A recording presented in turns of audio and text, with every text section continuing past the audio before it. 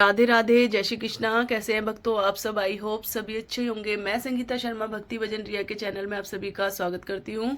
तो भक्तों, जो आज की वीडियो है, देवउठनी एकादशी कब है और देवउठनी एकादशी पे हमें पूजा कैसे करनी है, तो चलते हैं पूजा स्टार्ट करते हैं। लड्डू गोपाल जी को आपको पंचामृत से स्नान कराना है।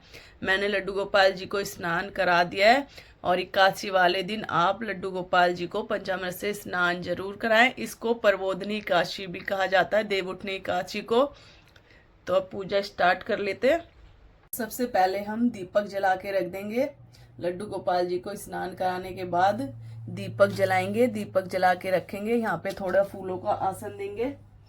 अगर आप खाली दीपक रख रहे हैं, अगर प्लेट में रख रहे हैं, तो प्लेट में आप थोड़े से फूलों का आसन दे दें। तो मैं प्लेट में रखूंगी दीप जला के। और दीपक आपको तुलसी की लकड़ी का जलाना है। अगर आपके पास तुलसी की लकड़ी सूखी हुई है, उसका दीपक जलाएं, नहीं तो आप वो दूसरा भी जला सकते हो, रुई का। अगर हो सके तो आप तुलसी की लकड़ी का दीपक जलाएं। तो अभी मैं थाली तैयार कर लेती हूँ दीपक के लिए। उसके बाद मैं बनाऊंगी तुलसी की लकड़ी का दीपक। और भक्तों, देवउठनी एकादशी पे तुलसी विवाह भी होता है। तो आप तुलसी मैया का श्रृंगार अच्छे से करें उस दिन। उनको अच्छे से सजाएं, उनको अच्छे से वस्त्र पहनाएं, अच्छी सी उनको चुन्नी उड़ाएं। चाहे तो आप उनको साड़ी भी पहना सकते हैं। तो आप उस दिन उनका श्रृंगार भी अच्छे से करें। तो अब बना लेते हैं तुलसी की लकड़ी का दीपक। एक बार और मैं आपको दिखा देती हूँ। वैसे मैं काफ़ी वीडियो में दिखा चुकी हूँ तुलसी की लकड़ी का दीपक कैसे बनाते हैं, क्योंकि मैंने तो तुलसी की लकड़ी सूखी हुई रखी हुई है।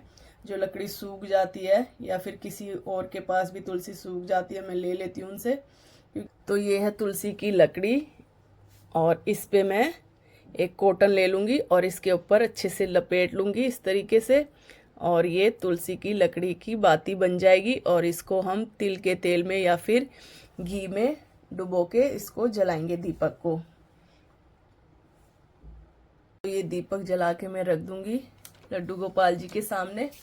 अगर विष्णु भगवान है तो आप विष्णु भगवान को भी साथ में बिठा लें और गणेश जी को भी। अगर आप मंदिर में कर रहे हो तो साथ में गणेश जी की पूजा करें। अगर अलग चौकी लगा के कर रहे हो तो गणेश जी को भी चौकी पे बिठा लें। मैंने बिठाए नहीं, मैं आपको बता रही हूँ, क्योंकि आज एकादशी तो है नहीं, तो मैंने आपको बता दिया। सर्वप्रथम गणेश जी की पूजा होती है। सबसे पहले आप गणेश जी की पूजा करें, उसके बाद ही लड्डू गोपाल जी की पूजा करें। तो सबसे पहले हमें लगाना है तिलक चंदन रोली का। तो लड्डू गोपाल जी को चंदन का लगाएंगे। राधा रानी भी साथ में बैठी हुई हैं, तो इनको लगाऊंगी मैं रोली का तिलक।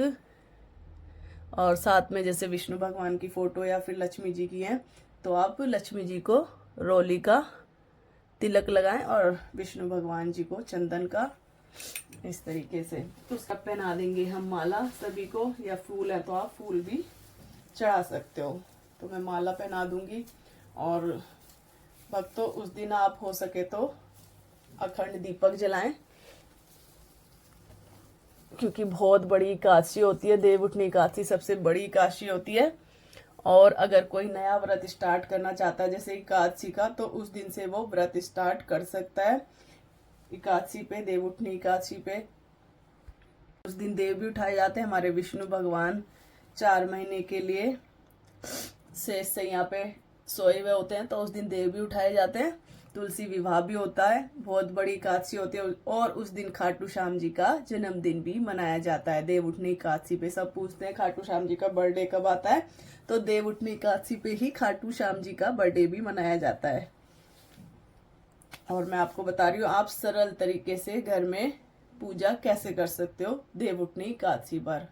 तो दीपक आपको मैंने बता दिया, अखंड दीपक जलाना है और आपको कपूर से आरती करनी है। और एकादशी मातम की जो बुक होती है उसका भी पूजन करना है। अगर नहीं है तो आप कथा जैसे कि फोन में से कर सकते हो, यूट्यूब पे बहुत सारी कथा होती है। तो अगर बुक है तो बुक का भी आपको पूजन करना है, फूल वगैरह रखने हैं, तिलक लगाना है। इस तरीके से तिलक वगैरह लगा के आप फूल भी जरूर से चढ़ाएं। और अब मैं राधा रानी को चढ़ा दूंगी गुलाब का फूल। सभी को मैंने माला वगैरह पहना दिया है। राधा रानी को हम, जैसे लक्ष्मी माता है तो आप उनको रेड कलर का फूल जरूर चढ़ाएं, या फूलों की पत्तियां हैं तो वो चढ़ाएं। और अब हम लगा देंगे भोग। तो भोग में आप लड्डू गोपाल जी के या विष्णु भगवान जी के भोग में तुलसी जरूर रखें, और उसका भोग जो भी आपके पास फल है तो आप उसका भोग लगा दें। और अब हम रख और उस दिन लगाया जाता है तिल और गुड़ का भोग, या फिर आप तिल और गुड़ की जो मिठाई आती है उसका भोग भी लगा सकते हैं। तो वैसे तिल और गुड़ का भोग जरूर लगाया जाता है। उसके अलावा आप कोई भी फ्रूट्स का भोग लगा सकते हो, मतलब कोई भी फलहार का भोग लगा सकते हो। उस दिन अन्न का भोग नहीं लगाना है। और अगर आप व्रत रख रहे हैं तो आप भी फलाहार ही करें। तो इस तरीके से मैंने भोग रख दिया है। भोग में डाल देंगे हम तुलसी। तो सभी भोग में मैं तुलसी डाल दूंगी, क्योंकि हमारे लड्डू गोपाल जी विष्णु भगवान बिना तुलसी के भोग नहीं लगाते हैं। और लड्डू गोपाल जी के पास में थोड़ी सी तुलसी रख दूंगी। और एकादशी से एक दिन पहले ही आप तुलसी तोड़ के भी रख लें। अब मैं आपको बता देती हूँ एकादशी कब है।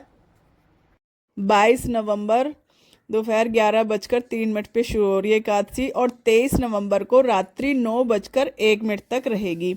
उदया तिथि के अनुसार 23 तारीख को व्रत रखा जाएगा। तो एकादशी जो है देवउठनी वो 23 तारीख की है। देवउठनी एकादशी पे देव भी जगाए जाते हैं, और इसी दिन से मांगलिक कार्य भी शुरू हो जाते हैं। साए चालू हो जाते हैं। इसी दिन से साए भी स्टार्ट हो जाते हैं, जैसे मुंडन वगैरह, कुआं पूजन वगैरह भी देवउठनी एकादशी से ही शुरू हो जाते हैं।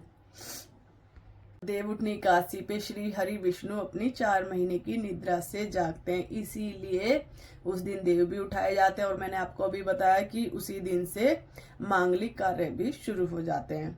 और अब हम कर लेंगे भगवान विष्णु की कथा करेंगे। थोड़े से हाथ में फूल लेंगे, थोड़े से तिल लेंगे। पहले कथा करेंगे देवउठनी एकादशी की, फिर उसके बाद करेंगे हम आरती।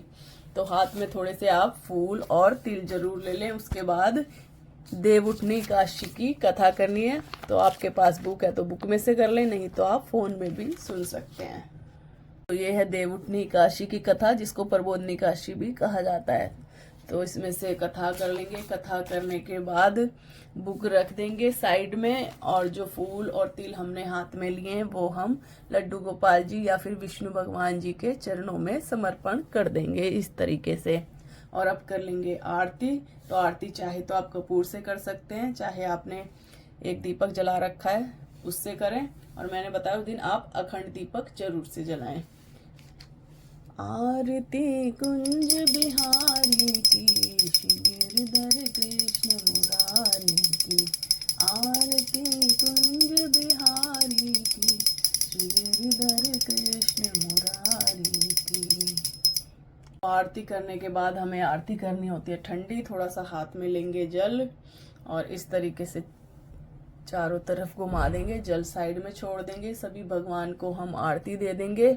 अपने मंदिर में भी सभी भगवान को दे देंगे, और खुद भी आरती हम ले लेंगे।